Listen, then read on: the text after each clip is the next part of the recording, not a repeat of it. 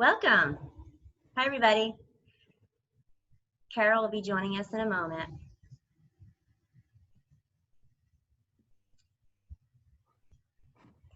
Hi, thanks so much for joining us for this town hall on Initiative 271. My name is Sally Boccella, and I'm running for Senate District 23. And if you want to learn more about me, visit my website at sallyforcolorado.com. So one of the reasons that I wanted to have this town hall was to really show the importance of how this initiative is different from the last tax policies that have tried to get on the ballot, and why it's so important that we give this initiative a chance. Because moving forward, we are already in a budget crisis, and with the pandemic, we're even more, it's even more critical. And so this initiative has the chance to give us $2 billion back into our budget to go towards education and social services. And the other thing too is to think about is that all of the policies that we care about moving forward that may be introduced in session in 2021 will have a fiscal note attached to it. And a lot of times policy does not get passed if it has a huge fiscal note. And so we need to consider all these options. So I'd like to introduce our special guest, Carol Hedges. She is the Executive Director for the Colorado Fiscal Institute. And this is a nonpartisan organization. And Carol, take it away. Well, thank you so much, Sally. Can y'all hear me? Which is a really dumb question that I have to ask because I am the loudest human being I've ever met, except maybe my daughter. I found that she actually talks louder than I am. I think I've trained her. I don't know. But I did want to make sure you could hear me. I'm going to share my screen now because I'm going to do a little, I've got a little bit of a prepared presentation that I want to work through just for a little bit. So I'm going to spend a bit of time talking about answering the question why this one's different. And then I'm going to stop and answer questions, talk about other stuff that's going to be on the ballot, maybe if you have questions about what happened legislatively, you know, whatever. And then I'm going to come back and I hope to save a little bit of time. Sally and I talked about this a little bit. I am sure that all of you are going to be convinced that you need to weigh in heavily and get involved in 271. And so I want to provide you with information about how you can do that. So if that works for you, I'm going to jump in. Sounds good. All right.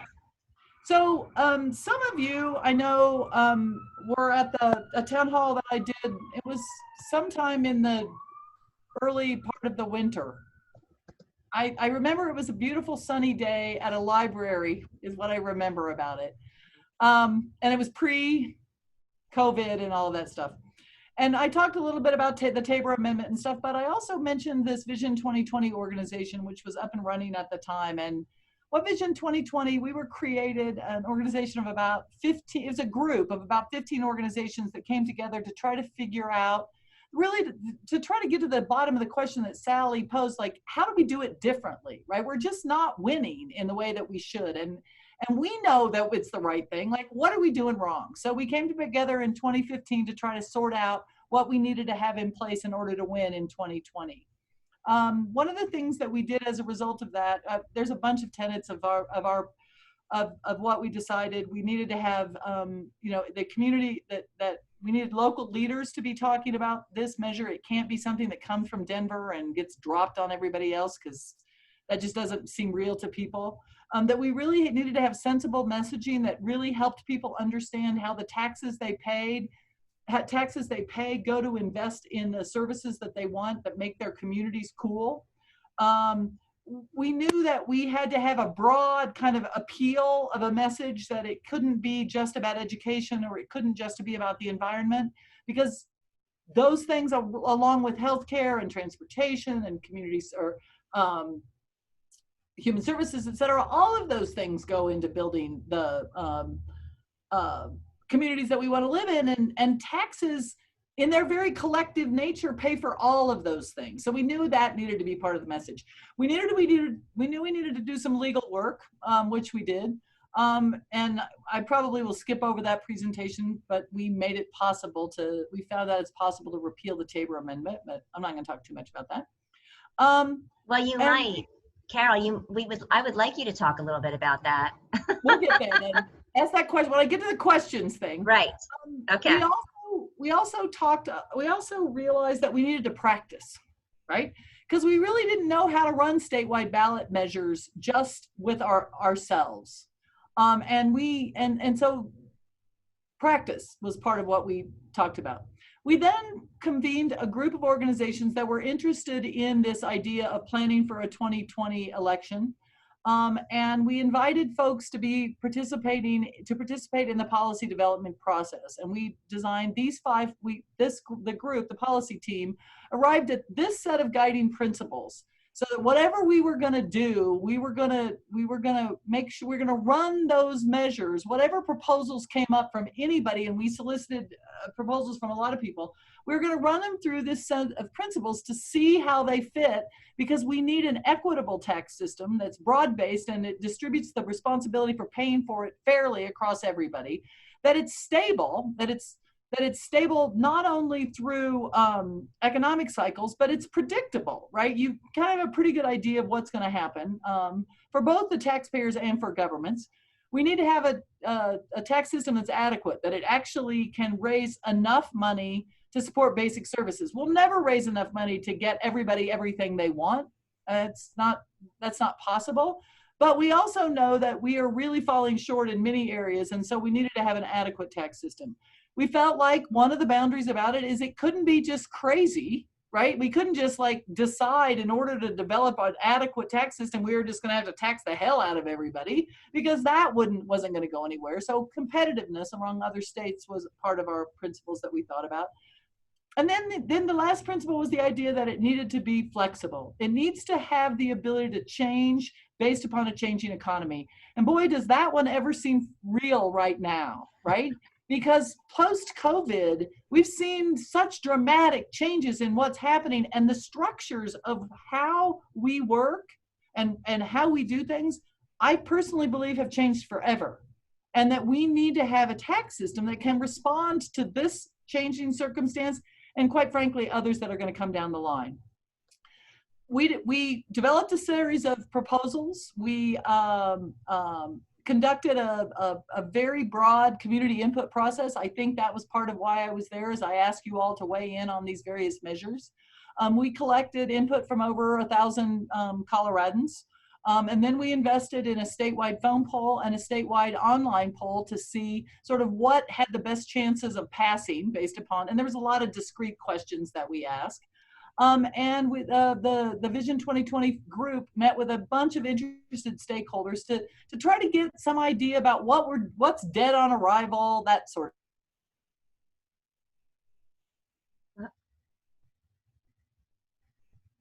of. That all of this work revealed to us that we need a fairer tax system. The people fundamentally understand that our tax system isn't fair, and that some people are paying too much and some people aren't paying enough. And we'll talk about some graphs and data, because I run the Colorado Fiscal Institute. We have graphs and data. So I'll be talking about that in a minute.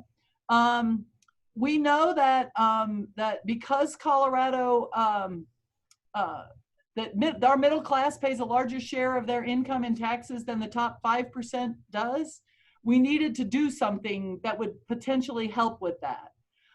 It is a tax cut for 95% of all Coloradans, so that folks who are have income less than $250,000 a year will actually receive a slight tax decrease. And like I said, it lowers the income tax rate for most Coloradans while increasing funding for priorities like education. This is the structure of what 271 does. It lowers the income tax rate for all income, no matter how much you make. The first $250,000 of income will be taxed at 4.58% rather than 4.63%.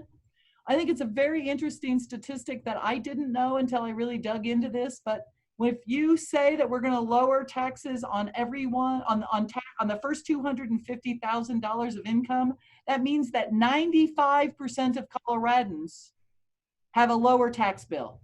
In other words, 95% of Coloradans make less than $250,000 in taxable income each year. Now, for income between $250,000 and $500,000 a year, the rate goes to 7%. For income between $500,000 and $1 million, the rate goes up to 7.75. And for income above 8.9%, above $1 million, the rate goes to 8.9%.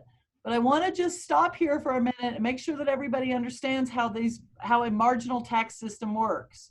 If you make $350,000 a year, you pay if 271 passes, you pay 4.58 on the first $250,000 of your income, and 7% on the income between 251 and 350. So I'm seeing nodding. So y'all got that. Category of you've already distinguished yourself into a small group of people who actually understand that. So pat yourself on the back. But that's how this system would work. This estimate of $1.975 billion was the estimate pre-COVID. We're actually thinking that we should discount this by about 20%. So instead of $2 billion, it's going to be closer to $1.5 billion is what will be raised when this proposal passes. This is the actual language of the ballot measure, kind of goofy, but I put it up here to say that it's going to say, shall state taxes be increased by $2 billion annually. That's required by the Colorado Constitution and the Tabor Amendment. We'd like to fix that someday, but we're just not there yet. Citizens Colorado aren't there yet. A little bit later in the green language, the language you see that's in green, it talks about those marginal tax rates as I just explained them to you. Then it goes on to talk about what we do with the money, and let's talk about that a little more clearly here. At least 50% of the new revenue is going to be used for pre-primary to 12 education to recruit, retain, and pay teachers and student service professionals. This new money can't be supplanted it can't supplant money that's already going in, because we don't want the legislature to take out the money they're currently using, use this money in its place and not get better schools. That's not what we want to have. That's something we've learned. We talked about practicing. We've learned that shit. That's a trick we've seen before. We're not going to let that happen again. And then the remainder of the revenue will be appropriated to address the impacts of a growing population and a changing economy. I think that's really significant. So let's just work with the $2 billion number, because the math is easier, and it's Thursday night and we may have started into cocktail hour and I just am not very good at math. But if we take 50% of $1 billion, that's of $2 billion, that's $1 billion more for the education purposes, but it's also $1 billion more for all of those other things that we desperately care about: clean air, clean water, human services, transportation, higher education. All of those things we have underfunded in the past, and so this will allow the legislature to choose what to do with that additional $1 billion.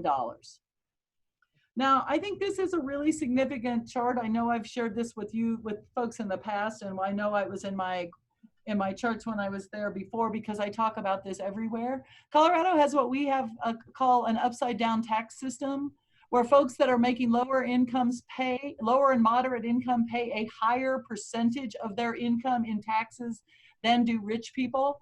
This is the graph that it looks like today. This is what the graph will look like when 271 passes.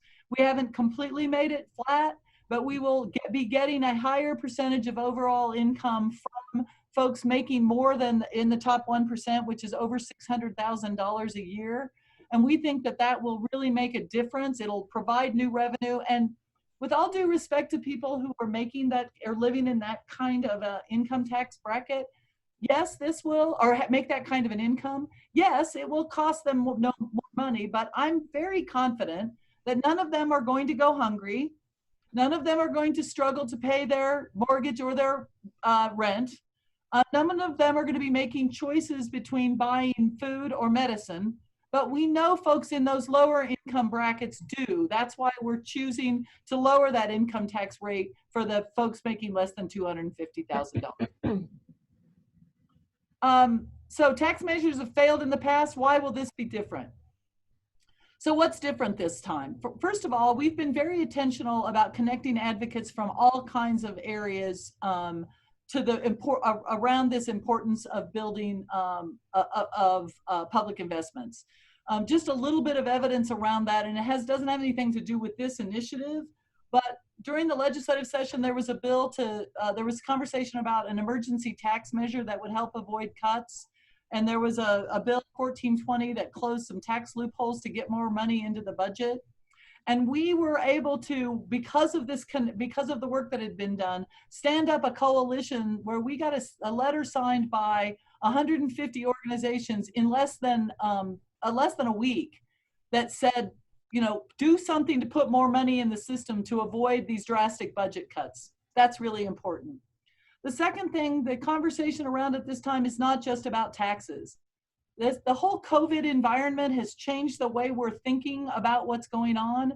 And it isn't about taxes, it's about what taxes buy. And so much of the time, our tax measures, we focus on the dollar amounts and how much an individual is going to have to pay. Of course, we will be talking about that. Of course, that information will be made available. But we're also really linking it to what it is that how we benefit from those collective investments. The third thing that we cannot ignore is that this is a very different election in 2020. Now that's going to spin again for some places in the country, but for Colorado, since we're already practiced on voting mail-in ballots, we know there's increased enthusiasm about weighing in, about the importance of the role that we all play in deciding what our government does. We think we're going to see incredible turnout, and we think it's going to be a different electorate, particularly than what we saw in the last time we had a ballot measure on the ballot about revenue, and that was during an odd year. It was during fiscal year, or November 19. I think there's a growing frustration about the lack of resources. Again, if COVID has done anything, it has really laid bare how poorly funded and how very delicate our safety net is, and how it's just got big rips in it. For certain parts of our population, it isn't a net at all. It's more like an anchor. And so we think that that's going to help. That's different. We also know that frustration about inequality or inequity, whether it's in the tax structure or in policing methods, is intensifying. And we hope to be able to lift up this measure as a way to deal with those inequity issues, as well as getting more money and making the link to having more public investments, how that can help us make things more equitable. I want to talk just about a little bit more about that intensifying frustration and about racial inequity. We know that economic justice and racial inequity or racial justice are intertwined. There is no better bit of demonstration about how racist our policies are is to look at the inequitable economic outcomes that we see within our economy. We know that the unfairness in our tax system disproportionately affects and hurts Black Coloradans. I'm going to have a chart for you in just a minute. We know, and it's something that we've learned this time, and we're spending just between the last time we ran a tax election, is that our tax code, we've really uncovered how our tax code is rooted in racist policies. It literally comes out of the Reconstructionist South as a way to try to make sure that white people didn't have to pay for the education of Black kids. But with targeted reform, we know that now that we know that's what's going on, that becomes a justification and really an empowering unifier to make tax policy a tool for racial justice, not injustice.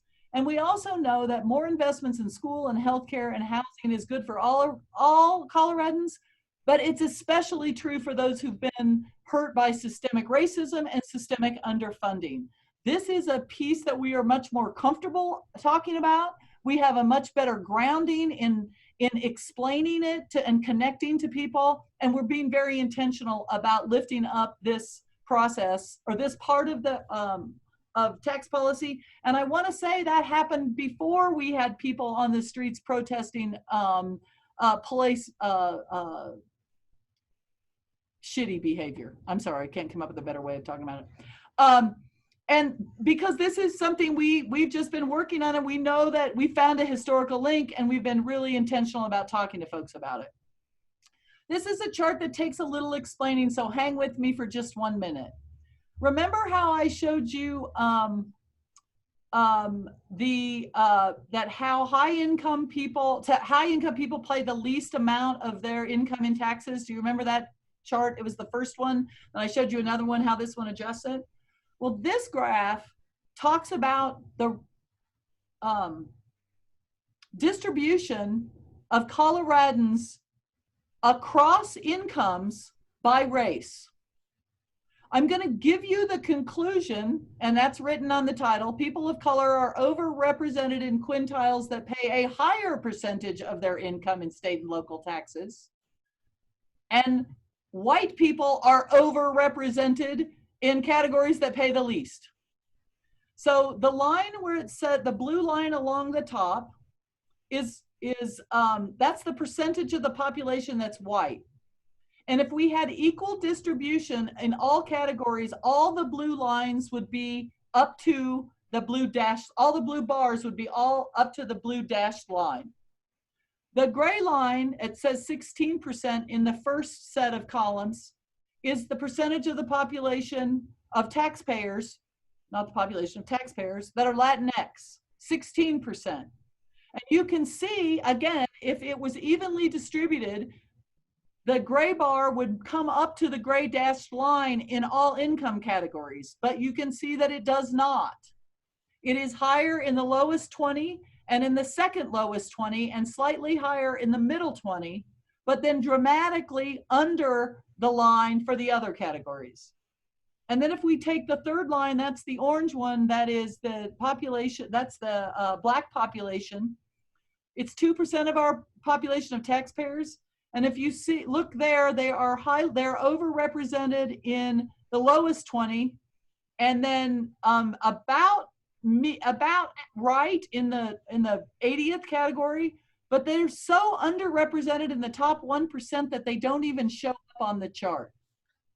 This is evidence why we're asking lower income people and people of color to pay a higher percentage. It is disproportionately affecting our fellow Coloradans of color. Now, COVID-19 is obviously another contributor to why it's different. I'm not going to spend a lot of time going through this, but we have speaking points about all of this. The other thing that's different is we're now looking at a $3.3 billion cut from our budget. That's how much the COVID crisis, pandemic, and the falling of the oil and gas industry, or the market, has cost the state budget between what was approved as the budget for 2019 and what's approved for the budget for 2020. And Initiative 271 would add $2 billion to that, while still giving the tax cut to 95% of all Coloradans. The other thing that's different, and this is the thing that I have to say is the most exciting for me, is that in all the years I've been doing this, and quite frankly, it's 25 this year, it's the first time I've ever seen a tax proposal where we have a majority of Coloradans from all political identifications suggesting that they would prefer this over the current system. 68% of Coloradans would prefer an increase in taxes on the wealthy over making cuts in the state budget.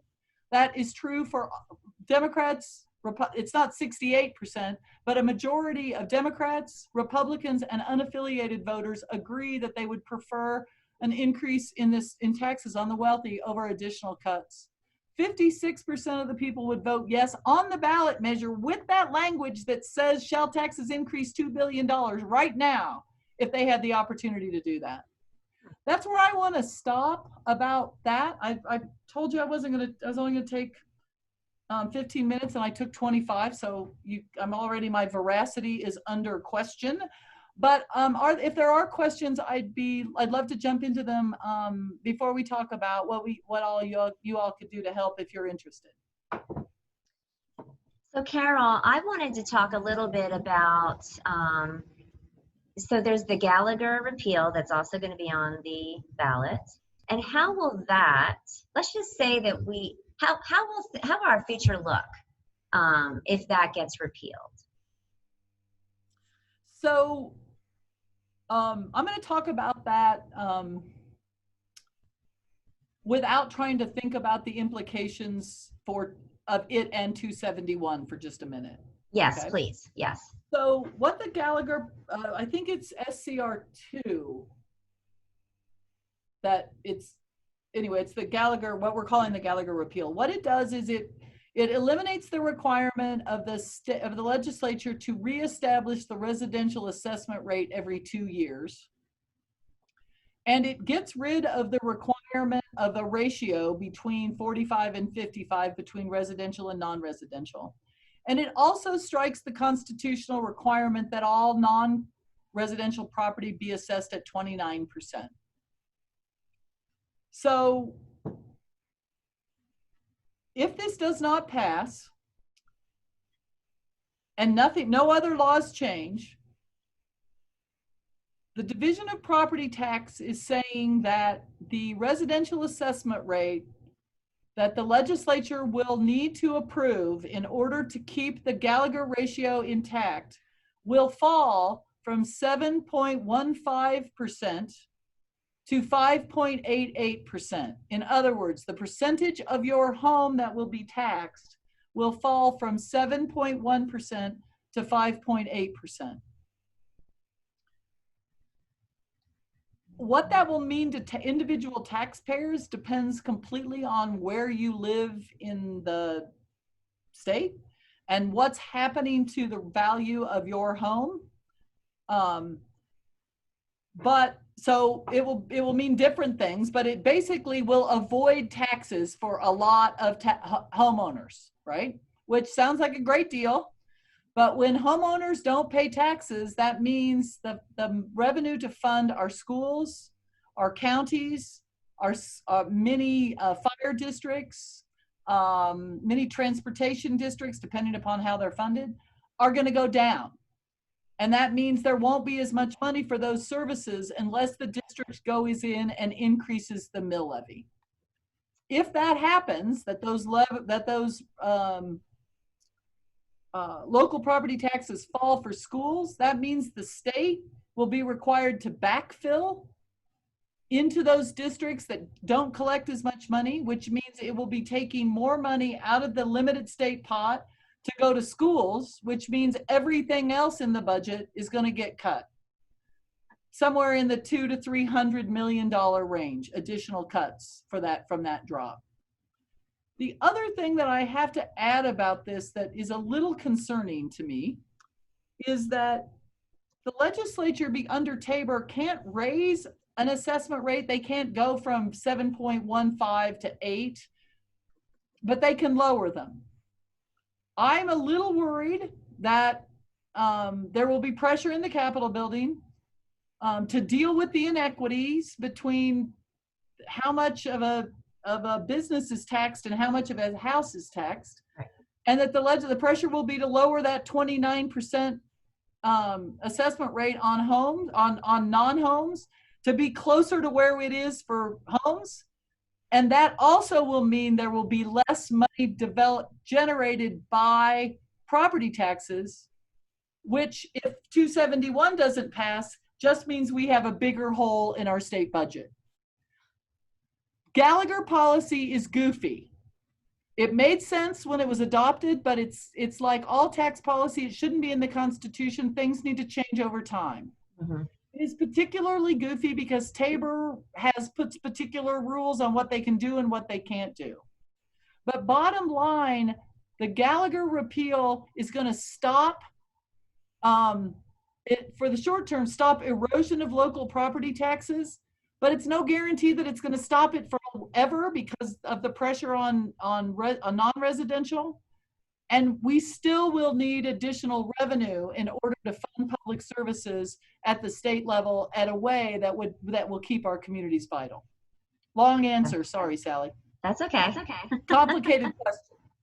It is. And that's why I figure if between you and Dave Young, that's who I go to basically talk about tax policy in Colorado, so that layman terms, we all, like novices, we can try to understand.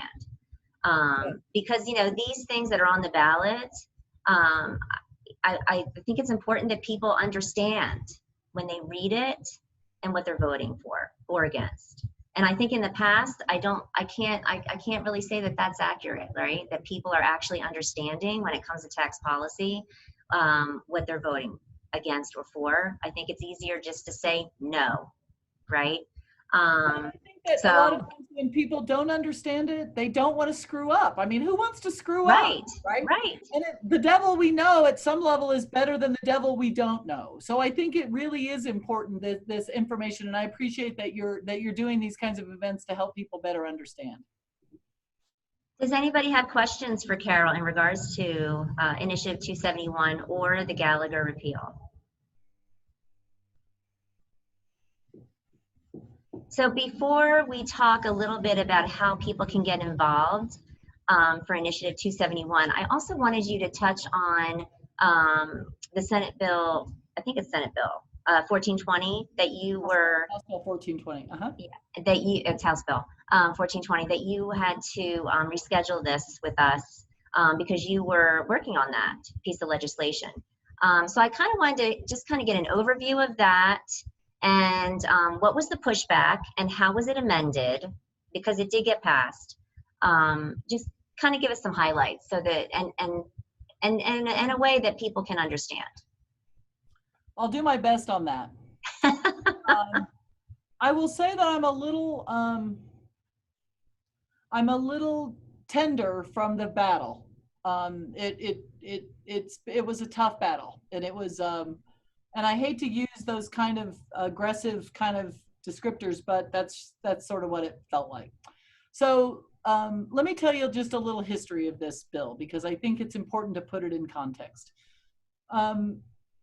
Back in the fall, my organization, along with several other organizations, went to a group of legislators and asked them to consider a tax policy change that would help low and moderate income working families make ends meet.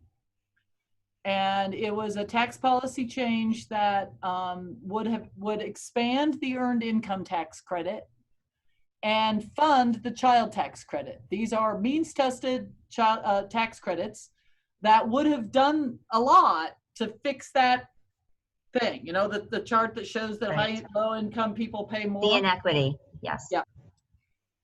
And so we drafted that bill.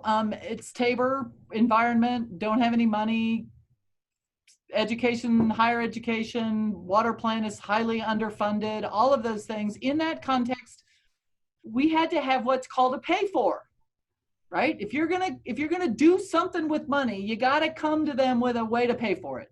Right. Well, that's the kind of stuff that my organization loves to do. So we looked at tax credits and tax exemptions in our current tax code and identified one that was added to the Colorado tax code when the Trump tax cuts were adopted in 2017. And it is a provision that it was adopted as part of that tax package because they were lowering corporate income tax rates. Congress was lowering the rate that was paid on corporate income. And somebody said, well, that's okay. I mean, if that's what you want to do, but businesses that don't file corporate income taxes aren't going to get a break. Mm-hmm. So they did something called the 199A changes, or the pass-through deduction changes, or the qualified business income, QBI is what I call it. And what that said, then this is all federal law. It says if you get income from a business that is not organized as a Schedule C, and it's a very complicated law. It's not for everybody, blah, blah, blah, blah, blah. But for some groups of people, you're able to remove 20% of your income from your business from your taxes. So if you had $100,000 worth of business income, you would only have to report 80,000 of it for tax purposes. The qualified business income deduction. Now, because Colorado is one of 8 states in the country that bases our taxes on federal taxable income, when Congress took that income out of the calculation, it reduced the amount of money that the state of Colorado collected by about $160 million. Wow. Okay? Okay. The cuts for corporate income tax rates didn't have that same effect because that was a rate reduction. That doesn't affect how much taxable income it is. It's just how much you pay on your taxable income. This was a different policy approach. It actually reduced taxable income, so it cost the state of Colorado money. So we said, and 70% of that benefit, of that 20%, $160 million that we lost, went to the top 15% of income earners in Colorado. So we said, we're all about making the tax code fair. We're about helping low and moderate income families make ends meet. So let's close that loophole. They still get it at the federal deduction, but let's have them add it back, right? Yeah. To state computation. And then we will get additional money, and we will use that money to create this tax credit for these tax credits for low and moderate income Coloradans. So that was moving along, made it through the House. Well, it was actually through House Appropriations, House Finance. It was sitting at House Appropriations. We literally had the votes to get it on the floor. We thought we were going to have a floor debate on that Friday, and the legislature closed down. The impacts of the COVID pandemic became really clear. Well, no, they didn't. We're still not sure what they are, but they became obvious that there were going to be some pretty serious economic conditions. Yeah, I mean, the pandemic definitely has highlighted all of these critical issues that we've already known about. So now it's just even more heightened.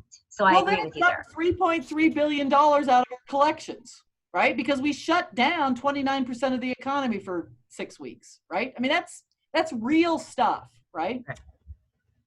So the legislature, who was faced with adopting this horrible budget that was going to cut the shit out of everything, a group of them got together and said, what can we do to avoid cuts?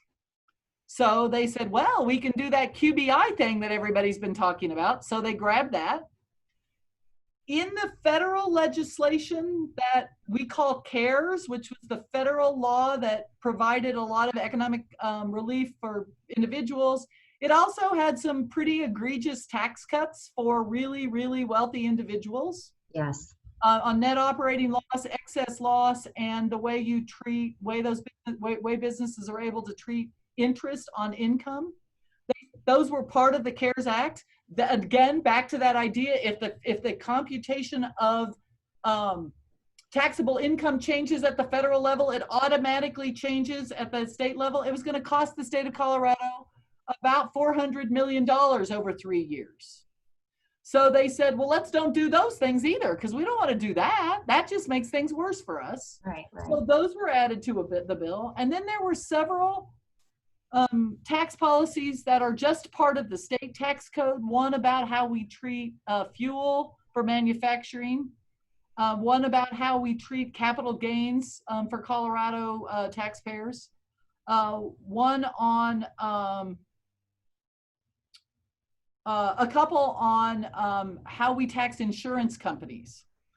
And so the legislature put all of those tax measures in a package and got rid of the child tax component of 1203, but left in the earned income tax component and added a really essential piece, and that is that the earned income tax would be available to taxpayers who pay taxes without a social security number. Those folks, we refer to them as ITIN filers. They tend to be immigrants. They tend to be documented, some undocumented, some folks who don't have proper documentation, green card holders, et cetera. But they pay federal and state income taxes. They just do it without a social security number, and they were left out of all the federal aid packages. And they're left out of these tax credits. They don't get these tax credits either at the federal level or at the state level. So the legislature said, this is a group of people who are particularly hurt right now. We really need to get them some money. All of that was put into 1420. Horrible debate, long debate on that, on the floor of the House about how this was going to destroy business and everybody was going to leave and we wouldn't have any jobs and there wouldn't be any employment, and that if we don't have any employment, that means we wouldn't have any taxes and our schools would close, et cetera, et cetera. That was the major pushback. The response to that was, well, yeah, we heard that back in 2008 when we did something very similar and closed a bunch of loopholes. And in fact, that laid a foundation for rapid growth in the business community, but much slower growth in our ability to fund public services. So don't tell us that that's going to happen again. Anyway, big fight. Passes after about 16 hours of debate, passes out of the House, gets over to the Senate. Business community has done their work, and they have, there's a narrower margin in the Senate between the Democrats and the Republicans, and not that that's anything other than that. On tax issues, that tends to be the way things split. And so the decision was made that there needed to be some compromises, or there was going to be a challenge getting it out of the House, or getting out of the Senate and getting it passed. And quite frankly, some of the measures, some of the issues are going to affect some businesses. I mean, that some businesses that there was some vulnerability around. So in the end, after a lot of discussion, a bill was amended to keep the QBI change that I talked about in depth, all of the CARES Act changes that I talked about, and to do administratively one of the insurance premium things, fund the expansion of the EITC, and fund the inclusion of ITIN filers in eligibility for the EITC. Much smaller package, doesn't avoid nearly as many budget cuts, doesn't make the tax code as much better fairness as we would have liked, as certainly my organization would have liked. But it goes a long way in closing some of the most egregious ones, and also transfers that money into the pockets of low and moderate income families, including those that are paying taxes without a Social Security number. I mean, like, to me, I feel like that is a win then, because it's moving us forward. It was a win. It was a win. It was a win. It wasn't the win. I mean, it was a single, not a home run, but it was a single that, that was able to move the bases, and we scored a victory. We scored a run off of it. So I don't know if you guys are baseball fans or not, but that's the analogy. So we do have a question from Leslie. She was asking, so it seems like Tabor doesn't allow for an appropriate reserve rainy day fund. And could that be a selling point in regards to Initiative 271 or even the Gallagher repeal? Yeah, I think it's a great way to go, Leslie. You get A+ for knowing the provisions of Tabor. I think that, I know that in the advocacy that my organization has done, we have been arguing for several years now. We've been making the argument that we really do need to sock away money into a reserve, because it's not a question of if, it's a question of when. And as we already know what happened to us. Who would have thought? Right. And in 2009, when we entered the last recession, we had just under 4% of our annual expenditures in reserve. The legislature has been doing what they could.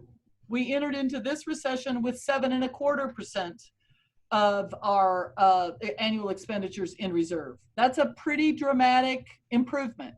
But as we saw, it wasn't enough.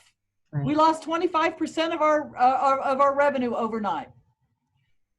In the intervening years, it's always a trade-off, right? Because if you save money, it means you can't invest it in education. And we're $1 billion below inflation in education. So it's been this constant trade-off. Yeah. I think what 271 will do is create new money, and to say we can take a chunk of that. I mean, I think about, and put it in reserve. I think about my own family, right? When we got a bonus, if you will, and I'm sorry I called it that, but let me just take some real life examples. when my parents passed and left a small amount of money for us, for my brothers and I to divide, my husband and I took that money because we didn't need it for ongoing expenses and socked it away, right? It became part of our retirement. And when my husband gets a big raise, I work for nonprofits, we never get raises. But when my husband would get a raise, we would say, okay, our basic bills are covered. Let's sock away a percentage so that we have more in our savings account. If we put $2 billion more of revenue available, I am confident that our elected officials are going to say, let's take a portion of that, get that reserve, because it's going to be, I mean, the current budget says just under 3%. I think it's going to come in less than that as our reserve going into 22. Oh, yeah. And so I think they'll grab a portion of that and say, let's get it back up to 7. It's much easier if you're not cutting something to save. If you've got new money, a new source that you hadn't really planned on, it's much easier to carve a portion of that out. And I think that that's what's going to happen. So great question, Leslie. Yeah, thank you, Leslie. I also think too that, moving into 2021, I think we're going to see that the budget is going to be hurt even more. And if this doesn't pass, I mean, we're already in dire straits. So, yeah, I'm really sad right now. I don't know if you guys get this way. I mean, I'm telling you way too much about myself, but I get sometimes when like my response to everything is to cry, right? And I'm just in a sad place like that right now because it's just been hard in a lot of things. I mean, it's just hard right now. And it's not unique to me, but that's just where I am. I'm just whatever. So it's hard to talk about this because this is real stuff that's really challenging. Yeah. So my organization has done work on how the state revenue recovers from recessions. And one of the things that we've realized when we went back 5 recessions and looked at them is it's the year after the technical end of the recession that the state budget cuts are the deepest. Yeah. There's a variety of reasons for that, but one of the biggest in the last 2 recessions has been that there's no more federal money, right? The federal money is propping up our budget, even though it's not enough. It's not avoiding budget cuts, but without it, I don't know what we would do. And I just don't think there's going to be another 2 rounds. There may be one more round, but I don't think there's going to be 2 rounds of federal intervention. Agreed. We know that the biggest cuts, when we got what we call the negative factor, it wasn't during the recession, it was immediately after the recession. And if we have to take another $1 billion or $1.5 billion reduction in funding for schools, we will have school districts closing. Well, we already have school districts going to 4 to 8 weeks where, I mean, I know my district, we lose great teachers all the time because we can't compete. I mean, so it's already happening. And this is, moving us forward. I mean, that's my concern.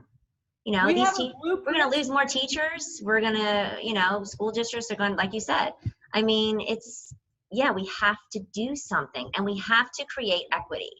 I mean, we don't know what the school year is going to look like in the fall. So we have to take care of the equity issue, the inequity issues with broadband, with healthcare, with funding for our schools and our teachers. So, I mean, that's why I look at this Initiative 271 as an opportunity. I couldn't agree with you more. And it's an opportunity that I'm going to tell you we can't let slip away. Agreed. As I mentioned earlier, when I was talking about the initiative or Vision 2020, you remember I said that we had built on this idea of local leadership? Yes. We also know that, and I'm going to be just crass about it, rich people really don't want to they don't want to make contributions to a campaign to raise their own taxes. Fairly rational behavior, actually. I'm not really mad at them. I mean, I'm looking for the Colorado Warren Buffett, who stands up and says that it's wrong that I pay more and that my executive assistant pays a higher tax rate than I do. I mean, we're looking for those people. We haven't found them yet, but I'm sure. But they're But out there, we hope. but we knew that we built our strategy from 2015 on a volunteer petition collection process, right? We knew that's what it's going to take. I said we needed to practice. We practiced with Amendment 73. There is a network of education professionals, both at the school board level and at the administration level and at the teacher level and student support professional level, was ready to carry petitions and get us on the ballot with very few paid signatures, because we just know we're not going to have a lot of money to run our campaign.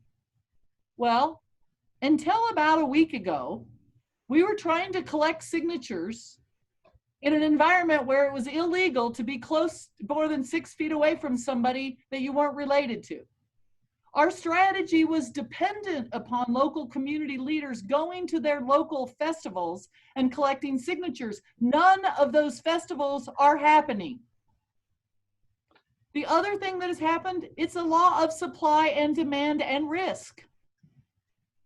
Typically, you pay about $3 a signature when you hire somebody to sit outside of King Super or City Market or Safeway or Trader Joe's or, wherever they sit, This year, because of the time frame, COVID, and the number of measures on the ballot, the paid signature price is between $12 and $15 a signature. Oh, wow. It's going to cost us, if we don't have strong volunteer efforts, almost $2 million just to get on the ballot. We need people doing what they can do to collect signatures for free. And if you don't mind, I'm going to jump into that right now. Mm-hmm. We need people to sign up to carry a petition, even if you only interact in your quarantine pod with 8 people. There's 8 signatures. 8 times 15 is a huge $170 contribution to the campaign. Please go to fairtaxcolorado.org, fairtaxcolorado.org, and ask to get a petition mailed to you. Last weekend, which would have been better for me to have been at talking last week, but I was at the Capitol building instead, we did something called Fair Tax Colorado Day, where we had pop-up signing stations all over this state. I did one on my neighbor's house because she's on a walkway where everybody walks. We were there from 8 to 3. We collected over almost 100 signatures. We did it in a very safe way. We all were masked. We had fresh pens. We had people cleaning pens. We had people walking by with, because everybody's out and about, right? Can't go anywhere. So riding their bikes or pushing their kids on a stroller or whatever. That's a really important thing, is that you can set up a signing station, or you can be part of distributing information about the single line petition gathering. I want to talk about that because that is an innovation that's come because of COVID. The governor has signed an executive order allowing for a way to sign a petition remotely. So you don't have to be around somebody, right? And so there are 3 ways we can do it. You can find you can request a single form. You can go to a signing station, or you can have a petition carrier come to you if you want. I'm not going to get into this. Sally, I'll make sure that you have this presentation. And really, all of this is available on that fairtaxcolorado.org website. But you can request a single line form. It can be emailed to you. You fill it out. You sign it. If you can have a witness that says, yes, I saw this person sign it, you can then email it back to the campaign. You can either fax it, you can scan it back, or you can send a picture back to the campaign, and that counts. If you do that, and the other person that you had witnessing, if you trade them off and do each one of them, you've just saved the campaign $30, right? Share this with everybody you know. If they don't have to risk any health issues, they don't have to, it can all be done electronically. You will need to have a printer. If you don't have a printer, you're going to have to request a hard copy and the campaign will send one to you. If you want to be part of an effort to text other people to get them to do that, sign up as a volunteer at fairtaxcolorado.org. And we're going to be doing a big effort where everybody's going to be texting everybody they know to say, hey, have you signed this? If you haven't, do this, and we'll send you a petition. But when you start thinking about $15 a signature, it's incredible what individual signatures mean to this campaign. And just remember, we need 127,000 valid signatures. We need to turn in 180,000 signatures just to make sure they're all valid. And they have to be turned in no later than August 3rd. We have 6 weeks. Wow. So I'm urging, I'm begging, I'm pleading that if you're interested in tax equity, if you're interested in funding for schools, if you're interested in racial equity, this is a way to make progress on all of those things. But we can't even get it in front of the voters to ask them. And we know that a bunch of them are in favor of it, but they'll never get the chance to weigh in if we don't get the goddamn thing on the ballot. Sorry for swearing again. That's what I like about you, Carol, your authenticity. I love it. Don't change. Here's the other thing. It's on the TMI thing. I have crooked bottom teeth, and I drink a lot of coffee and tea, and so it's gotten so stained. I look like I've lost my bottom tooth. I swear I haven't. It's really there. It just doesn't look great.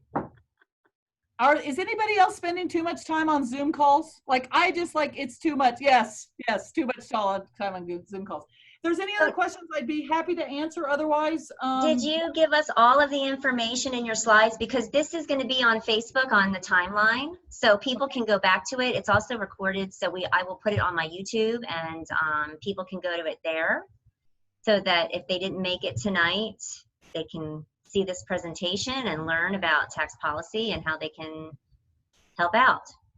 I do have one last thing before I let you go.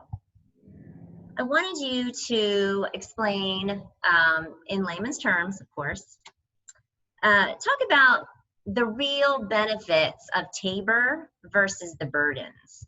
Because I feel like people think that they're benefiting so much from TABOR, and it doesn't even open dialogue. So I think it's important to have someone like yourself just kind of give us just some highlights on, is it really a big benefit versus the burdens? And is it a benefit for, everybody? Well, benefit and burden analysis is very much in the eyes of the beholder, right? Okay. So please understand that I come in with a bias. I will do my best to be dispassionate about what I hear from other people and how they feel about it. My personal view is it is an incredible burden on our system, and that it makes it so that it makes it harder to get the adequate revenues that we need, which means if we don't have adequate revenues, we're not able to invest in opportunity creating activities. And that when you don't have very much money, you tend to continue to do the things the same way you've always done them, because you need a little extra money to risk to do innovations. And so the things that are generating these biased results will just keep going because we don't have the money to innovate. That's my personal bias. I will also say that I think, so let me just start with, that's my bias. Many people argue that it's the right thing to do to take the authority of elected officials away for setting tax rates, because those are things that affect people's take-home pay, and that ought to be a decision that they have directly. And that they also believe, and I think there's some truth to this, that people at the Capitol building don't always have the voice of the low-income or moderate-income family in their ear. And sometimes it's the business community that is influencing them, and that some people think that by having voter approval, you can make that problem better. I don't happen to share that view. I don't think that voter approval actually gets you a fairer tax policy. I think that when you put tax decisions in election time, it is the people who have the most money that have the ability to buy the most ads on television, mail the most mailers. And who does that typically favor? People with resources and revenue. People who have resources and revenue who want to keep the system the way it is because they're currently benefiting from it. I don't think people who have money we would consider wealthy, and my husband and I do well. We, by almost many categories, we would be considered wealthy, but we're not gazillionaires. We should pay more taxes, right? We just should. We should. But we are not so wealthy that we can write a $1 million campaign, a check to a campaign to get it on the ballot, right? And that just putting it in the election process, there's a lot of people who believe that lifts up our right as individual members of our communities. But I would suggest, because of the way that the legal system works to get on the ballot, the process for collecting signatures, and the process for running campaigns, it doesn't create a level playing field. It creates a bias toward the status quo, which just isn't very equitable. I think some people think that small government is better than good government, and so they would think that anything that keeps taxes low is better for both the economy and for individuals. I would suggest that you can that I don't think that government should be out of control, but I often describe it as we put ourselves on a diet in terms of funding in 1992 when we passed Tabor. And we've gone past anything about low taxes, and we're now in a place where we're really unhealthy because our weight is too low. That's sort of how I would characterize the benefits and burdens of constitutionalizing tax policy, and particularly the provisions in Tabor. It does a lot of things that just make everything much more complicated. Things that were designed to sort of protect folks have ended up meaning that there's these complicated workarounds. So government seems less accessible and like it makes less sense. But if your goal is to get government small enough to shrink in a bathtub, you want to do a lot of things that make government smaller and not make sense. So how's that, Sally? How'd I do? Well, I think that with Tabor, it really does tie the hands of government where they cannot do good. They cannot, move our state forward. We are so behind since 1992 with inflation. We have not kept up with inflation. I think when I say, benefits versus the burdens, that's what I'm thinking of in my mind is look where we are right now compared to other states. I think about those things, right? And I also think too that, again, we're talking about tax policy, which is convoluted, right? I think that if you're going to put it on the ballot, you need to have as much information as possible that's very easy for people to understand so they know what they are voting for or against, right? Is it going to hurt them in the end? And so that I will segue into another question. Is there, and I know there are, materials where people can go, coloradofairtax.org, where you can find talking Fairtaxcolorado.org, fairtaxcolorado.org. Fairtaxcolorado.org, where you can find actual one-page sheets that have messaging and how you can open the conversation. Yes. That material is in sort of more learning about. One of them is around mechanics.